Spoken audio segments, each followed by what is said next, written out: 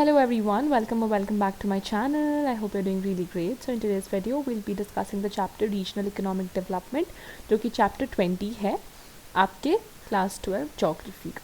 ठीक है, तो पहले हम देखेंगे डेवलपमेंट.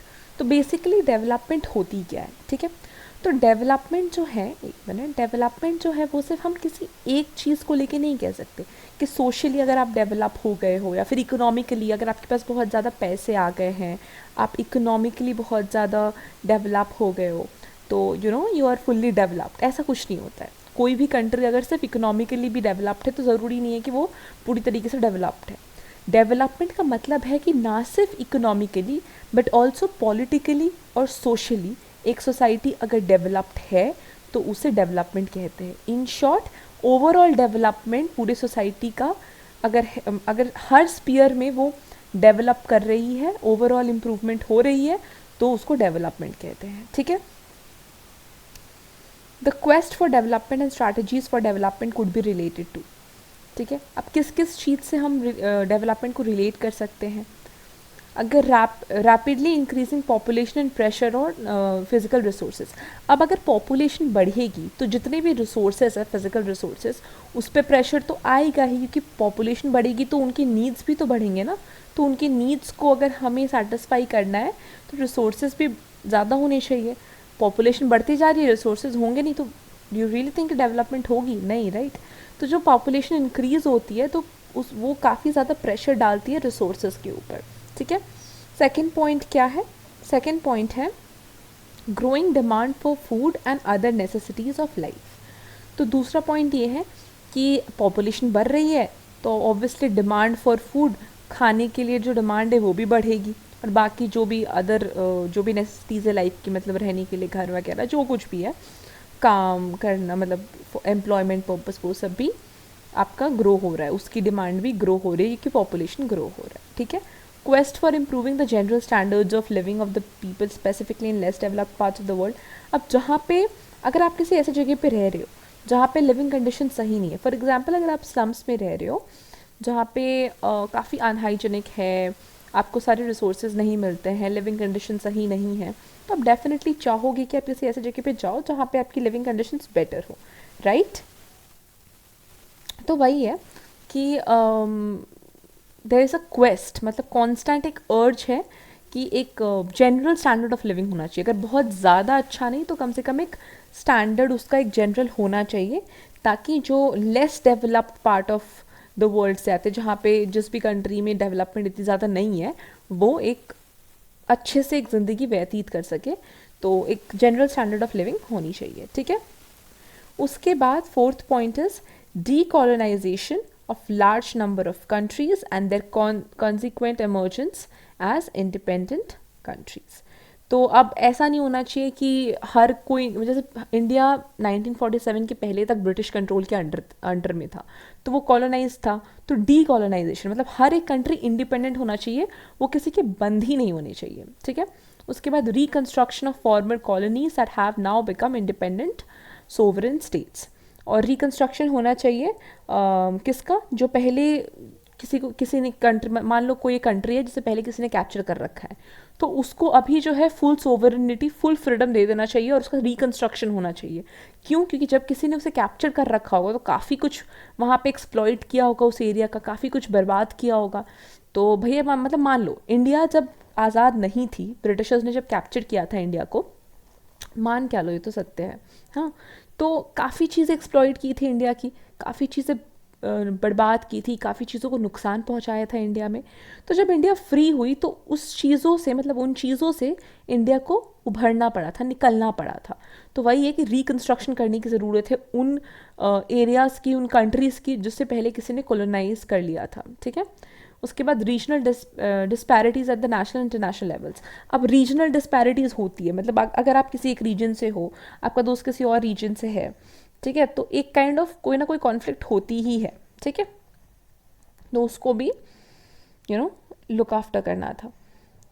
तो जो कॉन्सेप्ट ऑफ डेवलपमेंट, अच्छा, जो मैंने ये सारे पॉइंट्स बताए हैं, ये क्या पॉइंट्स हैं कि ये ऐसे एरियाज़ हैं जहाँ पे डेवलपमेंट की रिक्वायरमेंट है या थी. ठीक है, the concept of development is not only area specific but also time specific. सिर्फ एरिया से में स्पेसिफिक नहीं होती है डेवलपमेंट, टाइम स्पेसिफिक भी होती है. क्योंकि ज़रूरी नहीं है कि अगर आज के टाइम पे कोई एक जगह डेवलप्ड है तो वो 10 साल बाद भी डेवलप्ड ही रहे. अगर वहाँ पे मान लो किसी ने कैप्चर कर लिया उस जगह को, या मान लो वहाँ पे बॉम्बार्डमेंट हो गई, वॉर छिड़ गया, या कुछ कोई पैंडमिक आ गया, कुछ ऐसा हो गया है ना, तो उसकी जो डेवलपमेंट है, मतलब इकोनॉमी, उसका सोशल डोमेन, उसका पॉलिटिकल डोमेन काफ़ी ख़राब हो सकता है इन सब कारणों की वजह से. तो टाइम टू टाइम भी ये कॉन्सेप्ट ऑफ डेवलपमेंट वैरी करता है. सिर्फ ऐसा नहीं कि कोई एक एरिया है जो अंडर डेवलप्ड है तो वहीं पे डेवलपमेंट की ज़रूरत है, ऐसा नहीं है. अगर कोई एरिया प्रॉपर डेवलप्ड भी है ना, फुल्ली डेवलप्ड, फिर भी अगर पैंडमिक, फिर तुम्हारा फ्लड, सुनामी, वॉर, ये सब होने लगा ना, तो वो डेवलपमेंट चली जाएगी. वो भी वो जो एरिया है जो डेवलप्ड है वो भी क्या हो जाएगी, ख़राब हो जाएगी, नष्ट हो जाएगी, और उसे भी डेवलपमेंट की रिक्वायरमेंट होगी. पैंडेमिक का मतलब तो पता ही होगा आपको, कोरोना वायरस तो आप सभी ने देखा है ना, वो टाइम सभी ने देखा है. Okay. The largest contribution to the study of development has been made by economists. An economist looks at development in terms of economic progress. Economic progress is expressed in terms of, अब देखो हर कोई का development को देखने का तरीका और नज़रिया अलग अलग है, ठीक है. अब इकोनॉमिस्ट जो इकोनॉमी पढ़ता है, जो इकोनॉमी में स्पेशलाइज्ड होता है, वो इसको क्या बोलते हैं, डेवलपमेंट को किस तरह से देखेगा कि अगर पर कैपिटा इनकम बढ़ रही है, एक ओवरऑल इम्प्रूवमेंट हो रही है क्वालिटी ऑफ लाइफ में, पॉवर्टी हट रही है, प्रोडक्शन लेवल बढ़ रही है किसी भी चीज़ का, है ना, तो अगर वो सब हो रहा है तभी वो उसे डेवलपमेंट मानेगा इकोनॉमिस्ट. अब सोशोलॉजिस्ट डेवलपमेंट किसे मानेगा, कि अगर सोशल डेवलपमेंट हो रही है, लोगों का अपलिफ्टमेंट हो रहा है, तो सोशोलॉजिस्ट को लगेगा कि हाँ ठीक है भैया डेवलपमेंट हो रही है ना. उसके बाद तो वही है कि ये जो डेवलपमेंट है ना, ये सेंट्रिक, मतलब सबके लिए ना अलग अलग होती है. इकोनॉमिस्ट के लिए अगर पर कैपिटा इनकम बढ़ रही है तो उनके लिए वो डेवलपमेंट है. सोशोलॉजिस्ट के लिए अगर सोशल अपलिफ्टमेंट हो रहा है, लोगों का अपलिफ्टमेंट हो रहा है, तो वो डेवलपमेंट है. पॉलिटिकल साइंटिस्ट के लिए अगर पॉलिटिकल कॉन्टेक्स्ट में कुछ इंप्रूवमेंट हो रही है, मतलब ऐसा नहीं है कि कोई एक ही जन है, गवर्नमेंट में कोई एक ही है जो पावर को होल्ड करके रखा है, वन पार्टी सिस्टम है, मल्टी पार्टी नहीं है, एंड ऑल ऑफ दैट. तो अगर वैसा है तो वो खुश नहीं होंगे, उन्हें लगेगा कि डेवलपमेंट नहीं हो रहा है. वहीं अगर सोसाइटी में गवर्नमेंट अच्छे से काम कर रही है, मल्टी पार्टी सिस्टम है, एक स्मूथ फंक्शनिंग हो रही है पॉलिटिकल डोमेन में, तो पॉलिटिकल साइंटिस्ट को लगेगा कि भैया ये आपका डेवलपमेंट हो रहा है.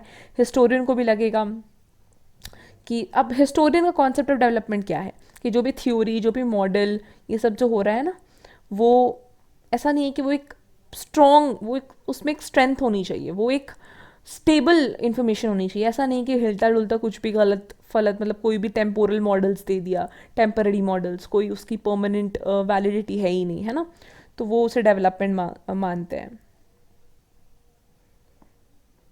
और ये चार्ट यहाँ पे जो दिया हुआ है ना, वो उसी चीज़ का दिया हुआ है, you can go through it.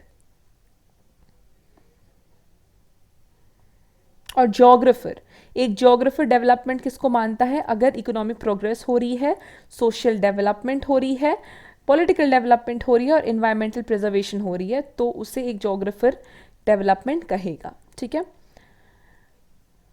अच्छा, ये जो फिगर हमने यहाँ पे देखा, ये 4 चीज़ें बताती है. वो 4 चीज़ें क्या है, identification and analysis of regional disparities, special diffusion of process of development, special consequences of development that is ecology, development of special modes of development that is growth poles, core periphery etcetera. अब आप इस चीज़ को देखो, special special special. Special का मतलब क्या होता है, किसी एक स्पेस में, एरिया ऑफ लैंड में कब, मतलब फैला हुआ, स्प्रेड हुआ, ठीक है, उसको स्पेशल बोलते हैं. तो पहला क्या है कि रीजनल डिस्पैरिटीज़ यहाँ पे दिखा रही है. अब कोई जोग्राफर तो कुछ और सोचेगा, सोशलिस्ट कुछ और सोचेगा, मतलब एक डिफरेंस ऑफ पर्सपेक्टिव दिखा रही है. तो रीजनल डिस्पैरिटीज़ दिखा रही है, वो उस डोमेन का देखेगा, वो उस डोमेन का देखेगा. फिर प्रोसेस ऑफ डेवलपमेंट जो है उसमें डिफ्यूजन दिखा रही है, उसका प्रोसेस ऑफ डेवलपमेंट अलग है, उसका ये है, उसका वो है ना. और इन्वायरमेंट पे, इकोलॉजी पे, जो मतलब आसपास का मैन एंड इट्स इन्वायरमेंट, उस पर क्या इफेक्ट पड़ रहा है इस डेवलपमेंट का, वो दिखा रहा है. और ग्रोथ पोल्स और कोर पेरीफेरी, ये सब भी बता रहा है. कोर पेरीफेरी और ग्रोथ पोल्स यहाँ पे देख लो आप, किस तरह से ग्रोथ हो रहा है ना। ये देखो यहाँ पे जब भी आप रीजनल पर्सपेक्टिव पे देखोगे तो किस तरह से ग्रोथ हो रहा है, क्या कोर ऑब्जेक्टिव है, किस चीज़ पे ज़्यादा फोकस करना चाहिए, किस चीज़ पे ज़्यादा मेजर अटेंशन होना चाहिए, वो सब। ठीक है, okay. Now will go to multi level planning. Multi level planning क्या होता है? मल्टी लेवल प्लानिंग आप नाम से ही समझ जाओ। मल्टी लेवल प्लानिंग मतलब किसी एक एरिया का प्लानिंग नहीं, वैरायटी ऑफ रीजन्स का प्लानिंग, है ना। किसी एक ही रीजन का प्लानिंग नहीं बल्कि बहुत सारे रीजन्स का प्लानिंग। तो वही लिखा है यहाँ पे, multi level planning may be defined as planning for a variety of regions which together form a system and subordinate systems. In this type of planning various levels of planning provide basis for higher level planning. ठीक है, तो यहाँ पे बहुत सारे regions का planning, मतलब सिर्फ एक ही नहीं कि इसमें क्या होगा, क्या पूरा प्लानिंग, एकदम फुल ऑन प्लानिंग। ऐसा नहीं कि किसी एक चीज़ को लेके प्लानिंग, उसमें टॉयलेट्स बनेंगे कि नहीं, रोड्स बनेंगे कि नहीं, एडुकेशन का क्या होगा, पेड़ पौधे का क्या होगा, सब कुछ पूरा जो प्लानिंग है वो जब बहुत सारे रीजन्स का प्लानिंग एक साथ होता है तो उसे मल्टी लेवल प्लानिंग कहते हैं। ठीक है, और इसमें भी you will get 5 levels, 5 level होते हैं इसके। पहला लेवल उसको सेंट्रल लेवल प्लानिंग कहते हैं, जो कि सेंट्रल गवर्नमेंट करती है, और इसका हेड कौन होता है? प्रेसिडेंट। तो वो बनाती है, प्लान करती है कि किस तरह से क्या डिस्ट्रीब्यूट करना है किसी एक पर्टिकुलर रीजन में। ठीक है, और वो किसके एडवाइस के अंडर काम करती है? Prime minister, council of ministers के साथ, है ना। Second level state level planning होती है, जहाँ पे स्टेट डिसाइड करता है, चीफ मिनिस्टर उसका लीडर होता है स्टेट का, है ना। फिर वो डिसाइड करते हैं कि क्या क्या डेवलपमेंट होना चाहिए एडुकेशन में, फिर तुम्हारा एग्रीकल्चर में, रूरल डेवलपमेंट में, हेल्थ केयर में, सोशल वेलफेयर में, फाइनेंस एंड प्लानिंग में, इन सब में क्या क्या इम्प्रूवमेंट की ज़रूरत है, क्या क्या डेवलपमेंट की ज़रूरत है, वो फिर चीफ मिनिस्टर स्टेट लेवल पे बताती है। डिस्ट्रिक्ट लेवल पे कौन बताता है? डिस्ट्रिक्ट लेवल पे डेप्यूटी कमिश्नर जो होता है, कलेक्टर, दे बेसिकली से कि कौन से डिपार्टमेंट में क्या डेवलपमेंट होनी चाहिए, है ना, वो प्लानिंग करते हैं। कि एग्रीकल्चर, इरिगेशन, एक्चुअली सारे डोमेन्स को कवर करते हैं, एग्रीकल्चर से लेके इरिगेशन से लेके इंडस्ट्री से लेके एडुकेशन से लेके एनिमल हस्बेंड्री से लेके पब्लिक वर्क से लेके पब्लिक हेल्थ से लेके सब कुछ, ये वो प्लान करते हैं डिस्ट्रिक्ट लेवल पे। ब्लॉक लेवल पे कौन करता है plan? BDO, block development officer. ठीक है, अब ब्लॉक क्या होता है? डिस्ट्रिक्ट को ब्लॉक में डिवाइड किया जाता है, मतलब डिस्ट्रिक्ट का भी छोटा भाग होता है ब्लॉक। ठीक है, उसमें एक ब्लॉक में कम से कम 100 विलेज होंगे, 100 गांव होंगे, और पॉपुलेशन उसकी 60,000 होगी। ठीक है, यहाँ पे लिखा भी है। तो इसका प्लानिंग भी वही होता है कि लोकल जितने भी रिसोर्सेज हैं उसको किस तरह से डिस्ट्रीब्यूट करना है लोकल पीपल के बीच में। फिर यू नो इरिगेशन को देखना, फॉरेस्ट्री को देखना, फिशरी को देखना, उसके बाद तुम्हारा इंडस्ट्रीज़ को सेटअप करना, है ना, वो सारा कुछ यहाँ पे जो जो लिखा हुआ है देख रहे हो आप। उसके बाद आता है पंचायत लेवल प्लानिंग। पंचायत फिर एकदम विलेज लेवल पे है। तीन पंचायती राज सिस्टम 3 टायर में होता है। पहला होता है विलेज लेवल सबसे नीचे, उसके ऊपर होता है ब्लॉक लेवल, उसके ऊपर ऊपर होता है डिस्ट्रिक्ट लेवल। ठीक है, तो यहाँ पे ग्राम पंचायत, ग्राम सभा होती है। ठीक है, और पहला जो फिर विलेज लेवल पे ग्राम पंचायत, ग्राम सभा होती है, ब्लॉक लेवल पे पंचायत समिति होती है, और डिस्ट्रिक्ट लेवल पे जिला परिषद होती है। इलेक्शंस हर 5 साल में होते हैं। That's it. ओके, मैं एक बार आपको ना एक डायग्राम बना देती हूँ। मल्टी लेवल प्लानिंग आप समझ गए ना क्या है? मल्टी लेवल प्लानिंग का मतलब है जब बहुत सारे रीजन्स के लिए प्लान किया जाता है तब। अब ये देखो, ये आपका हो गया, जस्ट अ मोमेंट, ये आपका हो गया सेंट्रल, ये आपका हो गया स्टेट, ये आपका हो गया डिस्ट्रिक्ट, और ये आपका हो गया ब्लॉक। समझ रहे हो? अब इसको सेंट्रल को कौन सेंट्रल लेवल पे प्लानिंग कौन करता है? Prime minister. ठीक है, सेंट्रल लेवल पे प्लानिंग जो है वो प्राइम मिनिस्टर करते हैं। मतलब हेल्थ केयर में क्या होना चाहिए, हेल्थ केयर सेक्टर में, पढ़ाई के सेक्टर में क्या होना चाहिए, इरिगेशन के सेक्टर में क्या होना चाहिए, इंडस्ट्रीज के सेक्टर में क्या होना चाहिए, सारे सेक्टर्स के अंडर में क्या क्या होना चाहिए, सेंट्रल लेवल पे कौन प्लान करता है? Prime minister. स्टेट लेवल पे कौन करता है? Chief minister. सेम वही प्लानिंग, वही सेम रहता है। स्टेट लेवल पे चीफ मिनिस्टर करता है पूरे स्टेट का। फिर तुम्हारा आता है डिस्ट्रिक्ट लेवल, उस पर कलेक्टर करते हैं, कलेक्टर। और उसके बाद ब्लॉक लेवल, ब्लॉक लेवल पे कौन? बीडीओ। समझ रहे हो? हो गया। अब पंचायती राज सिस्टम क्या है, ये विलेज लेवल पे होती है, ठीक है, विलेज लेवल पे। तो पंचायती राज सिस्टम का, पंचायती राज सिस्टम, इसके 3 टायर्स हैं। एक आपका होता है विलेज लेवल, एक आपका होता है ब्लॉक लेवल, और एक आपका होता है जिला परिषद, मतलब एकदम जस्ट जस्ट अ मोमेंट, जिला परिषद हेड होते हैं, एक आपका होता है डिस्ट्रिक्ट लेवल, ठीक है, जस्ट अ मोमेंट, ये ठीक है, हाँ, वेट, एक आपका होता है डिस्ट्रिक्ट लेवल,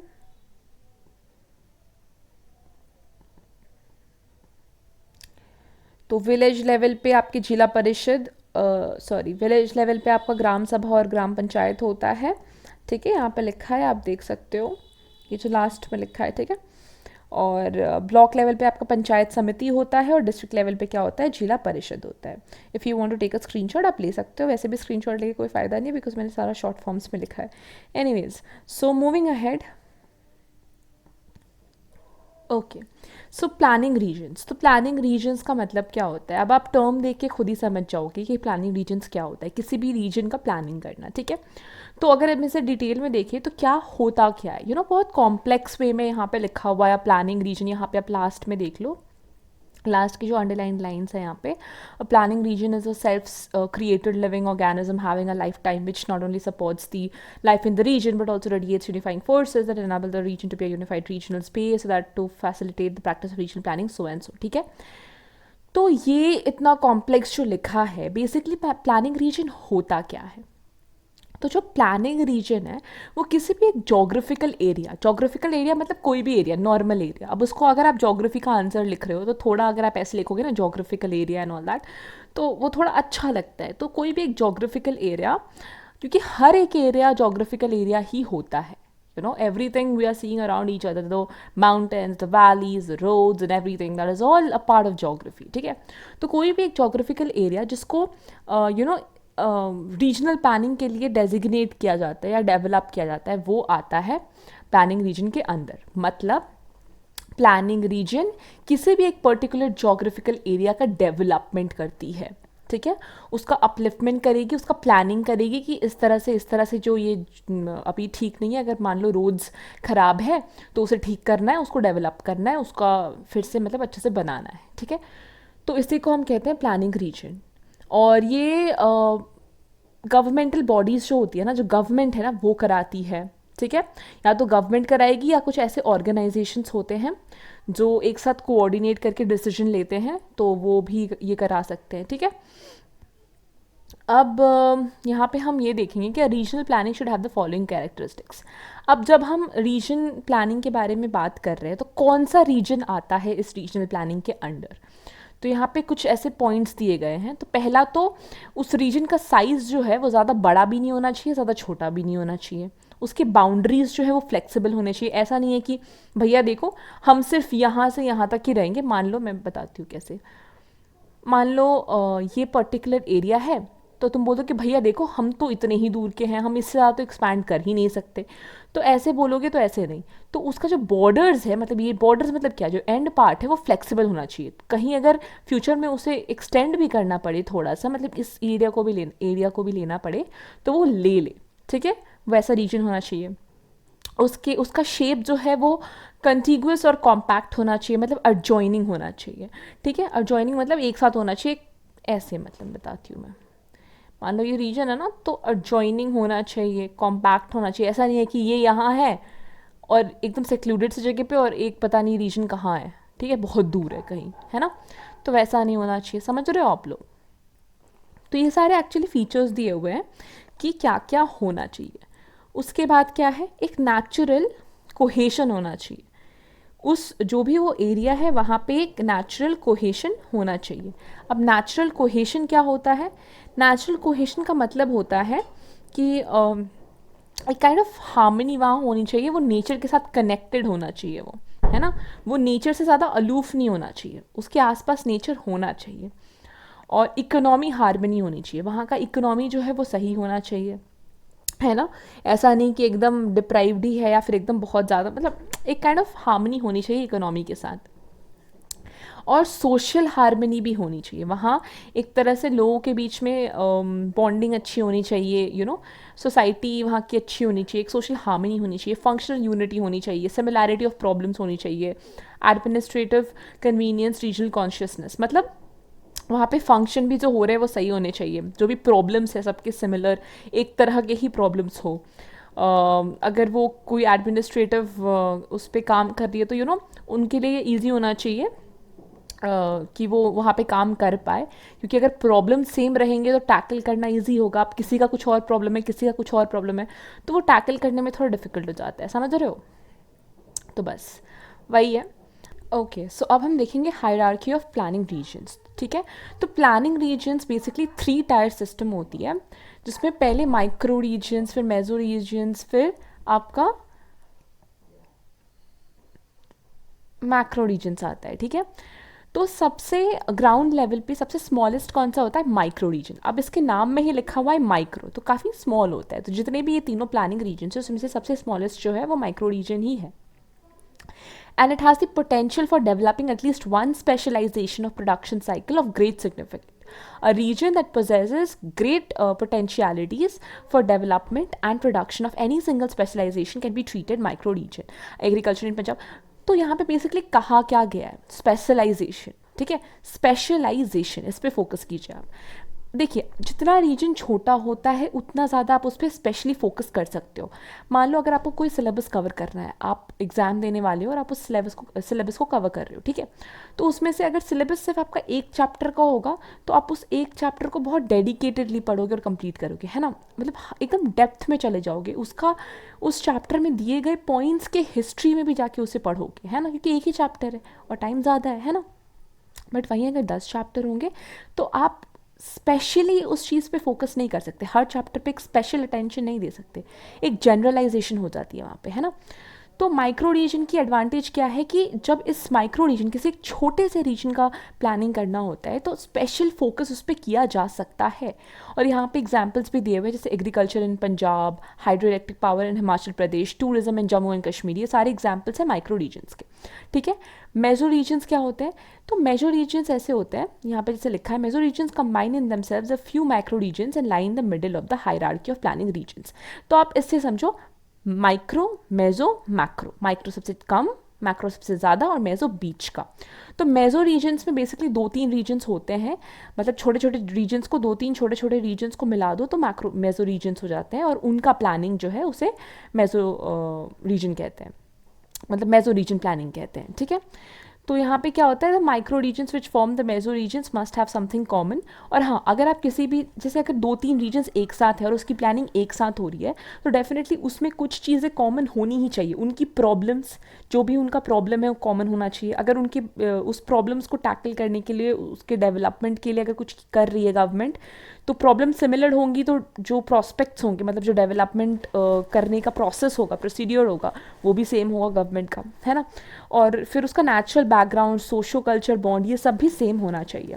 इसके एग्जाम्पल्स भी यहाँ पे दिए हुए हैं, जैसे दामोदर वैली बेसिन हो गया, है ना, वो एक एग्जाम्पल है। अब मैक्रो रीजन क्या होता है, मैक्रो रीजन एक्चुअली बहुत बड़ी यूनिट होती है, एक लार्ज एरिया बेसिकली, और उस लार्ज एरिया की प्लानिंग को मैक्रो रीजन प्लानिंग कहते हैं। और वो हाईली डाइवर्सिफाइड होती है, वहाँ पे you will get a lot of things, काफ़ी कुछ आपको मिलेगा, काफ़ी नेचुरल रिसोर्सेज आपको मिलेंगे, और काफ़ी एक तरह से इतना ज़्यादा वहाँ पे रिसोर्सेज है कि वहाँ की इकोनॉमी भी बहुत ज़्यादा होगी और क्वालिटी ऑफ लाइफ भी एक्चुअली अच्छी होगी। तो उस रीजन को अगर टैकल करता है गवर्नमेंट, मतलब उस रीजन का डेवलपमेंट और ज़्यादा करता है, तो उसे मैक्रो रीजन डेवलपमेंट या फिर प्लानिंग कहते हैं। एग्जाम्पल यहाँ पे दिया भी है, साउथ पेनिनसुलर रीजन, ठीक है। मूविंग ऑन, अब हम छत्तीसगढ़ रीजन के बारे में पढ़ेंगे। सो छत्तीसगढ़ जो है वो 26th state of Indian union है, वेरी वेरी इंपॉर्टेंट, और इसे मध्य प्रदेश से कार्व आउट किया गया था 1 नवंबर 2000 में। इसका मतलब क्या हुआ कि पहले छत्तीसगढ़ एक सेपरेट रीजन नहीं था, वो मध्य प्रदेश का ही पार्ट था, बट 1 नवंबर 2000 में क्या हुआ था कि छत्तीसगढ़ को मध्य प्रदेश से अलग किया गया था और एक नई रीजन बनी छत्तीसगढ़। और छत्तीसगढ़ का कैपिटल क्या है? रायपुर। ये एक एक्स्ट्रा इन्फॉर्मेशन है, आप प्लीज़ उसे नोट डाउन कर लो, ठीक है। अब हम इसकी लैटिट्यूडनल एक्सटेंट और लॉन्गिट्यूडनल एक्सटेंट देखेंगे। तो ये 18 डिग्री नॉर्थ से लेके 24 डिग्री नॉर्थ तक इसकी लैटिट्यूड एक्सटेंड करती है, और लॉन्गिट्यूडनल एक्सटेंट इसका 80 डिग्री ईस्ट से 84 डिग्री ईस्ट है। This is very very important. आप ऐसा ना सोचें कि ये तो मैं इग्नोर कर सकता हूँ, नहीं, ये आने के भी चांसेस हैं। वन वर्ड में आ जाता है कि what is the latitudinal extent, मतलब the latitudinal extent of Chhattisgarh is dash, है ना, तो आपको लिखना पड़ेगा। तो डू नॉट इग्नोर दिस, ये काफ़ी इंपॉर्टेंट है, ठीक है। और it is bounded by Uttar Pradesh in the north. इसके नॉर्थ में उत्तर प्रदेश है, नॉर्थ ईस्ट में झारखंड है, ईस्ट में उड़ीसा है, साउथ वेस्ट में तेलंगाना है, और महाराष्ट्र और मध्य प्रदेश ये आपका वेस्ट में है, ठीक है। उसके बाद विद इसकी टोटल एरिया कितनी है? 135,192, मतलब क्या हुआ? 1,35,192 square kilometer, and it is a home to 2,45,40,000, what is it? 196 persons as per 2011 census figures. Okay, अब इसमें हम क्या क्या देखेंगे? छत्तीसगढ़ में की गई माइनिंग को देखेंगे, फिर उसके बाद छत्तीसगढ़ का आई थिंक सिर्फ माइनिंग ही दिया हुआ है, ठीक है। तो let's see the mining of Chhattisgarh, कि माइनिंग छत्तीसगढ़ में किस तरह से होती है ना। This we'll see. Chhattisgarh is extremely rich in mineral resources and is a major producer of iron ore, limestone, dolomite, coal, bauxite in India. ठीक है, तो ये भी बहुत इंपॉर्टेंट है, आप ये चीज़ डेफिनेटली इग्नोर ना करें कि यहाँ पे क्या क्या प्रोड्यूस होती है एक लार्ज अमाउंट में। तो आयरन ओर पाया जाता है छत्तीसगढ़ में, लाइमस्टोन पाया जाता है, फिर डोलोमाइट पाया जाता है, कोल पाया जाता है, बॉक्साइट पाया जाता है, ठीक है। और बाकी मिनरल्स भी पाए जाते हैं जैसे corundum, garnet, quartz, marble, diamond etcetera. It is the only tin producing state in the country. It is very very important, क्योंकि यही एक ऐसा स्टेट है पूरे कंट्री में जहाँ पे टिन प्रोड्यूस होता है, ठीक है। अच्छा, by the way I am sure कि आप लोगों को माइनिंग का मतलब पता होगा, आई होप पता हो, और अगर नहीं पता है तो मैं बता देती हूँ। माइनिंग एक ऐसा प्रोसेस है जिसके थ्रू मिनरल्स को एक्सट्रैक्ट किया जाता है, ठीक है। तो ठीक है, अब देखते हैं। In the year 2016 to 17 Chhattisgarh had more than 160 mines, which were 4.8% of all mines in India. Of these, 64 were coal mines, 36 limestone mines, 18 dolomite mines, 12 iron ore mines, 10 bauxite mines, and the remaining 20 mines were producing other minerals. Okay, तो यहाँ पे ऐसा कुछ समझाने लायक था नहीं, it's totally fact based stuff जो आपको याद करना है। तो 160 माइंस है छत्तीसगढ़ में पूरा, जिसमें से 4.8% जो 4.8% पूरे, मतलब इंडिया में जितनी माइंस है ना उसका 4.8% छत्तीसगढ़ में है, ठीक है। 64 कोल माइंस है, 36 लाइमस्टोन माइंस है, 18 डोलोमाइट माइंस है, 12 आयरन ओर माइंस है, 10 बॉक्साइट माइंस है, ठीक है। ये चीज़ें आपको याद करनी है। और जस्ट अ मोमेंट, इसके बाद का जो भी टॉपिक है वो हम नेक्स्ट वीडियो में कवर करेंगे, ठीक है। इसका एक जस्ट और एक वीडियो बनेगा part 2, that will be the last part of this chapter, with that will end this chapter, ठीक है। So for today's video this is it. If you like the video, do like, share, subscribe and comment down below how you like the video, ठीक है। I see you guys in the next video, till then happy reading, take care, thank you very much.